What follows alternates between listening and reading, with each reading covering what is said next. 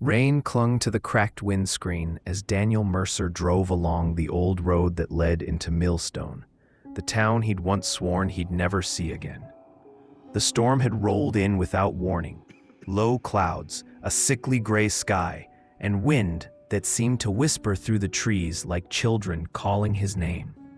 He was 40 now, a failed architect, 2 projects canceled, a divorce finalized, and a drinking problem disguised as coping. When the email came from the county demolition board asking for an inspection report on an abandoned property in his hometown, he almost ignored it. But the name on the file stopped him cold. Millstone Primary School. He hadn't thought of that place in 20 years, but the instant he saw the words, something tightened in his chest. An echo of chalk dust, playground asphalt, and the smell of disinfectant from the nurse's office. That school was where he'd learned about fear for the first time, and about Sam. By the time Daniel reached the gate, dusk had swallowed the horizon. The school rose out of the fog, 2 stories of cracked brick and shattered windows, vines crawling up like veins. The sign at the entrance read only Stone Prima Y. The rest had fallen away. He parked the car, grabbed his flashlight, and stepped into the silence. Inside, the main hallway looked smaller than he remembered. Water stains spread across the ceiling like bruises. Children's murals, faded and peeling, still lined the walls. Crude rainbows and smiling stick figures with eyes half scraped off. His boots echoed down the corridor, bouncing off tile and concrete. Each sound felt too loud, too close. He found the auditorium doors chained, but not locked. Inside, rows of wooden chairs faced a stage buried in shadows. He flicked his flashlight upward and froze. Someone had written words on the curtain in black paint. He never left. Daniel's throat tightened. His first thought was that vandals had been using the school. Teenagers, maybe squatters. But the paint looked fresh, still glossy under the beam. He took a step closer. The smell of something sharp hit him, like old iron. He moved on, trying to shake it off, muttering notes into his recorder for the report. Structural integrity compromised. Roof beams unstable. Hazardous materials likely present. But his voice sounded strange, like it wasn't his own. He turned a corner and found room 12, his old classroom. The door was slightly open. Inside, sunlight from a cracked window caught the dust in long golden strands. Desks lay overturned. A chalkboard still bore faint white scratches beneath layers of grime. And on the wall, above the blackboard, the framed photo of the 1999 graduating class still hung. His chest went tight. There he was, a kid with too long hair and a nervous half-smile. Beside him stood a smaller boy, pale, eyes too big for his face. Sam Cooper. Daniel whispered the name like a confession. Sam had been quiet, always drawing in the corner, always with bruises he didn't want to explain. One day, he'd vanished after recess, and no one ever found him. Police came. Parents blamed each other. The teachers cried on camera. But the town wanted it buried. Millstone wanted peace. Daniel stared at the photo. Someone had drawn an X over Sam's face. He backed away slowly, knocking a chair. The noise was deafening, and in the far corner, something moved. He whipped his flashlight toward it. Nothing, just shadows and broken furniture. But as he turned to leave, he swore he heard a whisper behind him. "You promised you'd help me." He froze.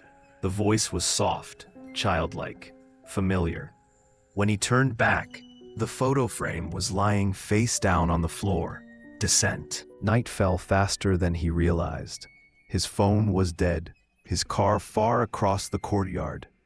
He decided to finish one last pass through the east wing before leaving.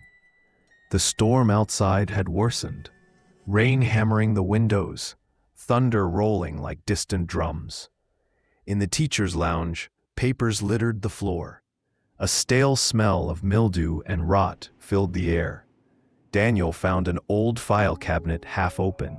Inside, dozens of student records. But most of the names were blacked out with permanent marker. Except one.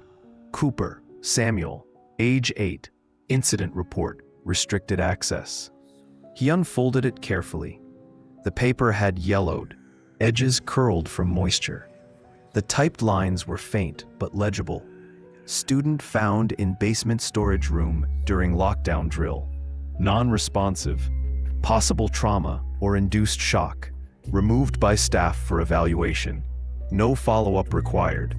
That last line chilled him. No follow-up required. He whispered it over and over. It didn't make sense. If Sam was found, why had they said he disappeared? He slammed the drawer shut, breathing hard. His flashlight flickered, once, twice, then went out. Darkness swallowed him whole. He felt his heartbeat in his ears. Then, faintly, footsteps, bare feet, on linoleum, getting closer. Hello? His voice cracked. Who's there? No answer. Only the soft scrape of skin against tile, moving in rhythm with his breathing. He fumbled for his lighter, flicked it, a weak orange flame. In its glow, he saw a small handprint smeared across the window. Then another. Dozens of them. Tiny palms pressed from the inside of the glass. His stomach turned. He backed away, tripped over a desk, and hit the floor hard. The lighter went out. From the darkness, a whisper. We were never supposed to leave. Daniel scrambled up, bolted for the hall, crashing through debris. The exit door loomed ahead, chained shut. He pulled, kicked, screamed until his throat tore. Behind him, soft footsteps. Then a figure, small, thin. A boy, standing at the end of the hall, half shrouded in shadow. His eyes were wide and hollow. His mouth barely moved as he spoke. You left me here. Daniel's breath stopped. The child took a step forward, then another. Rainwater dripped from his hair, though there was no rain inside. His skin looked wrong, pale, waxy, stretched thin.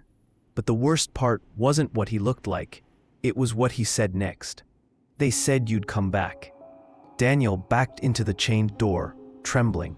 Sam? He whispered. The boy tilted his head. You told me to hide when they came. You said not to make a sound. Memories began to claw their way back. Flashes of a lockdown drill, teachers shouting, doors locking, his own hand gripping Sam's wrist, dragging him toward a closet. No, that wasn't how it happened. That couldn't be right. But the voice was so calm. You left me there, Sam said, and they never opened the door. The sound of metal creaking filled the air. The lockers along the hallway began to rattle. Daniel screamed, turned, and threw his weight against the exit. The chain snapped. He stumbled out into the rain, gasping. He ran for his car, hands shaking, soaked to the bone. He jammed the key in the ignition and started the engine. Headlights cut through the storm, and for a split second, he saw the school in the mirror. A figure standing in the window of room 12, watching him leave. Revelation. By morning, the storm had cleared. Daniel sat in a diner 30 miles away, hands trembling as he wrote the report. Structural collapse imminent. Recommend full demolition. But his handwriting was barely legible. He looked up at the TV in the corner, the local news. A story ran about a body discovered during demolition prep at Millstone Primary. A child's remains. Daniel dropped his pen.